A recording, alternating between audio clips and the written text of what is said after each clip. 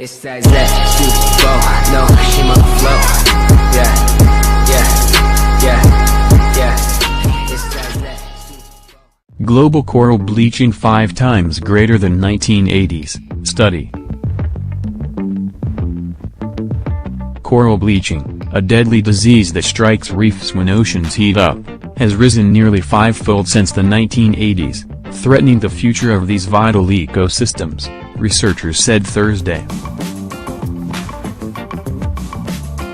Severe coral bleaching events used to happen once every 25 to 30 years. Now, they occur every 6 years on average, said the report in the journal Science.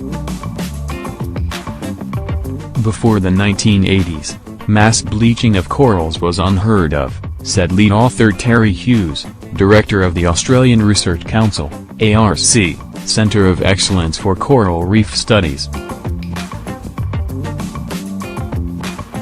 But now, repeated bouts of regional-scale bleaching and mass mortality of corals has become the new normal around the world as temperatures continue to rise. Millions of people worldwide depend on corals for their livelihoods, whether for tourism or scuba diving, or for the fish and sea creatures that make their homes in reefs. When water temperatures rise suddenly, algae in the corals can die, cutting off an important source of nutrients. If warming persists for several months, corals can turn white and die. The study analyzed bleaching events at 100 locations around the world between 1980 and 2016. In the last few years, 30% of bleaching episodes could be described as severe, extending tens to hundreds of miles, or kilometers. The risk of severe bleaching has risen about 4% per year since 1980. Stress response.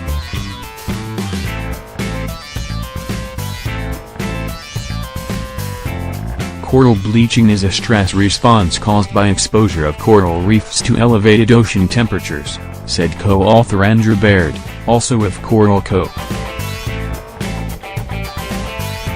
When bleaching is severe and prolonged, many of the corals die.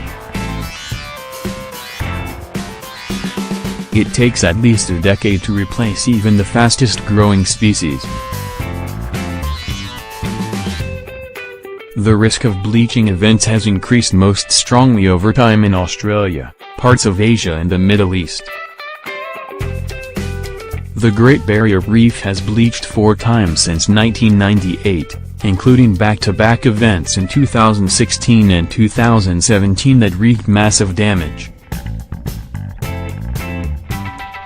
Many but not all bleaching events are driven by the tropical warming trend known as El Niño, which last peaked in 2015 and 2016.